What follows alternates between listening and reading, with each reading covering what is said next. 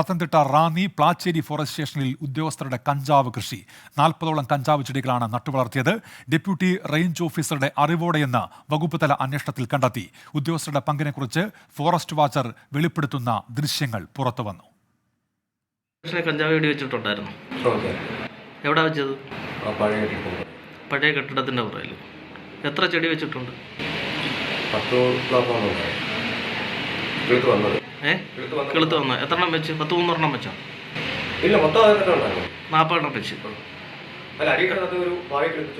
എത്ര വലിപ്പത്തിൽ വെച്ചു? 24 വാർത്തയ്ക്ക് പിന്നാലെ പ്ലാച്ചേരി ഫോറസ്റ്റ് സ്റ്റേഷനിൽ എക്സൈസ് സംഘം പരിശോധനയ്ക്കെത്തി. വിശദമായ അന്വേഷണം നടത്തും എന്ന് വനമന്ത്രി എ കെ ശശീന്ദ്രൻ പ്രതികരിച്ചു. വാർത്ത ശ്രദ്ധയിൽപ്പെട്ടു.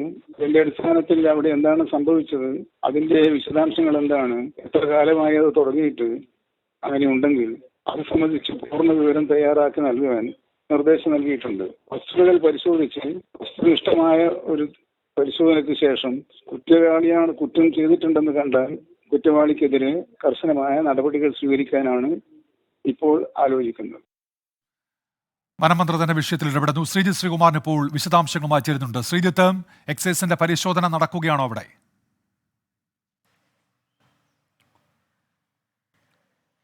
തീർച്ചയായും എക്സൈസിന്റെ പരിശോധന ഇവിടെ നടക്കുകയാണ്. നമ്മളിപ്പോൾ ഉള്ളത് പ്ലാച്ചേരി ഫോറസ്റ്റ് സ്റ്റേഷനിലാണ്. എന്തായാലും അല്പസമയം മുൻപാണ് എക്സൈസിന്റെ റാന്നിയിലെ ഫ്ലൈയിങ് സ്ക്വാഡിന്റെ നേതൃത്വത്തിലുള്ള സംഘം ഇവിടെ പരിശോധന നടത്തിയത്. പക്ഷേ അവർക്ക് ആ ക്രൈം സ്പോട്ട് കണ്ടെത്താൻ കഴിഞ്ഞു. അതായത് ഇപ്പോൾ ഇതാ എരുമേലിയിൽ നിന്നുള്ള എക്സൈസ് സംഘം കൂടി ഇവിടേക്ക് വരുന്ന ഒരു കാഴ്ചയാണ് നമ്മൾ കാണുന്നത്. എന്തായാലും റാന്നിയിലെ എക്സൈസ് സംഘം സ്പെഷ്യൽ ടീമിന് ആ ക്രൈം സ്പോട്ട് കണ്ടെത്താൻ കഴിഞ്ഞിട്ടുണ്ട്. ആ ഫോട്ടോയും ദൃശ്യങ്ങളും ഒക്കെ പരിശോധിച്ച് ആ ക്രൈം സ്പോട്ട് അവർ കണ്ടെത്തി കഴിഞ്ഞു. പക്ഷേ അവിടെ ഒരു തരത്തിലും ഇത്തരത്തിൽ കഞ്ചാവ് ചെടികളില്ല എന്നാണ് നമുക്കും ആ ദൃശ്യങ്ങളിൽ നിന്ന് വ്യക്തമാകുന്നത്. ഇതിന് പുറകിലാണ് ഉന്മേഷ ഇത്തരത്തിൽ ചെടികൾ നട്ടുപിടിപ്പിച്ചിരിക്കുന്നത് എന്നാണ് ആ ദൃശ്യങ്ങളിൽ നിന്ന് വ്യക്തമാകുന്നത്. എന്തായാലും നമ്മളിപ്പോൾ ഉദ്യോഗസ്ഥരെയൊക്കെ ഈ ദൃശ്യങ്ങളിൽ കാണുന്നുണ്ട്. ഈ ഉദ്യോഗസ്ഥർ പരിശോധന നടത്തിയ സമയത്ത് ഈ മേഖലയിൽ ഒന്നും തന്നെ ഇത്തരത്തിൽ ഒന്നും കണ്ടെത്താൻ കഴിഞ്ഞിരുന്നില്ല. പക്ഷേ ആ ക്രൈം സ്പോട്ട് അവിടെയാണ് കഞ്ചാവ് ചെടികൾ ഉണ്ടായിരുന്നത് എന്ന് അവർക്ക് ആ ദൃശ്യങ്ങളിൽ നിന്ന് ബോധ്യപ്പെട്ടിട്ടുണ്ട് എന്നാണ് പറയുന്നത്. തീർത്തും വിജനമായ ഒരു വനപ്രദേശത്തോട് ചേർന്ന മേഖല തന്നെയാണ്. അതുകൊണ്ട് തന്നെ ആർക്കും ഈ മേഖലയിലേക്ക് അത്ര പെട്ടെന്ന് കടന്നു ചെല്ലാൻ കഴിയില്ല. ഒന്നുകിൽ ഇത് ഉപയോഗിക്കുന്ന ആരെങ്കിലും ഈ കൂട്ടത്തിലുണ്ട്, അല്ലെങ്കിൽ ഈ വനം വകുപ്പ് തന്നെ ഇത്തരത്തിൽ നട്ടുപിടിപ്പിക്കുന്നതിന് മറ്റ് പല ഉദ്ദേശങ്ങളുമുണ്ട്. ഒരുപക്ഷെ ഈ വനത്തിനുള്ളിൽ വലിയ കഞ്ചാവ് തോട്ടം തങ്ങൾ നശിപ്പിച്ചു എന്ന തരത്തിൽ വാർത്തകൾ ഉണ്ടാക്കാൻ, അല്ലെങ്കിൽ അത്തരത്തിൽ റെയ്ഡ് നടത്തി പിടിച്ച് അതിൻ്റെ ക്രെഡിറ്റ് കൊയ്യാനാണ് എന്നാണ് മനസ്സിലാക്കുന്നത്. ഇവിടെയാണ് നമ്മുടെ ക്യാമറമാൻ സഞ്ജയ് ഇക്ബാൽ ആ ദൃശ്യങ്ങളാണ് പറയുന്നത്. ഇവിടെ പലതും കത്തിച്ചതായ ഇവിടെയാണ് ആ ദൃശ്യങ്ങളിലുള്ള ഇവിടെയാണ് ഏതാണ്ട് കത്തിച്ചതുപോലെയുള്ള അവശിഷ്ടങ്ങളൊക്കെ തന്നെ ഇവിടെ ഇപ്പോൾ കിടക്കുന്ന കാഴ്ച മാത്രമാണ് കാണുന്നത്. എന്തായാലും ഫ്ലൈയിങ് സ്ക്വാഡിൻ്റെ പരിശോധന ഒരു മേഖലയിൽ നടന്നു കഴിഞ്ഞു. ഇനി കോട്ടയം ഈ ദൃശ്യങ്ങളിൽ ഇവിടെയും നമുക്ക് വളരെ വ്യക്തമാണ്. ഏതാണ്ട് ദിവസങ്ങൾക്ക് മുൻപ് കത്തിച്ചിട്ടുണ്ട് ഈ മേഖലയിൽ. തീയിട്ട് നശിപ്പിച്ചതാണോ എന്ന് പോലും സംശയിക്കുന്നുണ്ട്.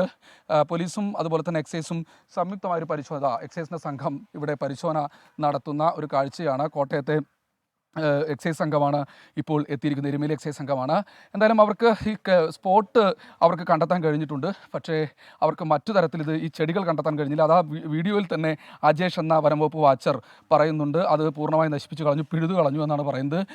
അത് പിഴുതു മാത്രമല്ല കളഞ്ഞിരിക്കുന്നത്, അതൊരു പക്ഷേ കത്തിച്ചു കളഞ്ഞിട്ടുണ്ടാകാം എന്നുകൂടി ഈ ഒരു ഘട്ടത്തിൽ മനസ്സിലാക്കുന്നുണ്ട്. തൊട്ടപ്പുറത്തെ ചതുപ്പിലൊക്കെ തന്നെ ഇതാ എക്സൈസിൻ്റെ പരിശോധന നടക്കുന്ന ദൃശ്യങ്ങളാണ് നമ്മൾ പ്രേക്ഷകരെ കാണിക്കുന്നത്.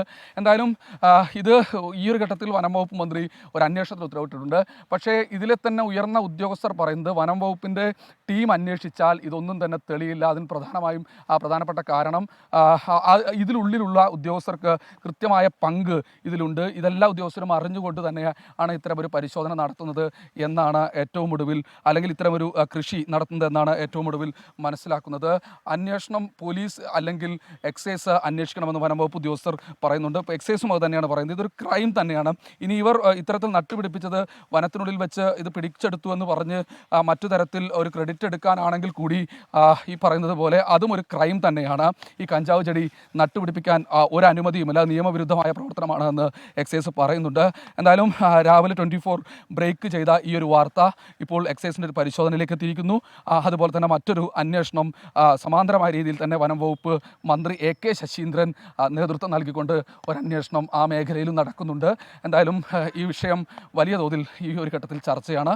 പരിശോധനകൾ ഇപ്പോഴും ഈ മേഖലയിൽ തുടരുക തന്നെയാണ്. എക്സൈസിൻ്റെ അല്പസമയത്തിനകം പോലീസും ഇങ്ങോട്ട് എത്താനുള്ളൊരു സാധ്യതയാണ് നമ്മൾ മുന്നിൽ കാണുന്നത്. ശ്രീജിത്ത്, ഈ റിപ്പോർട്ടിൽ എന്തൊക്കെ മറ്റു കാര്യങ്ങൾ വ്യക്തമാക്കുന്നത്? എന്തിനു വേണ്ടി നട്ടുവളർത്തി? ഇത് ആരുടെയെങ്കിലും ഉപയോഗത്തിന് വേണ്ടിയായിരുന്നു? അത്തരം കാര്യങ്ങളിൽ ഒരു നിഗമനത്തിൽ എത്തിച്ചേരുന്നുണ്ടോ ആ റിപ്പോർട്ട്?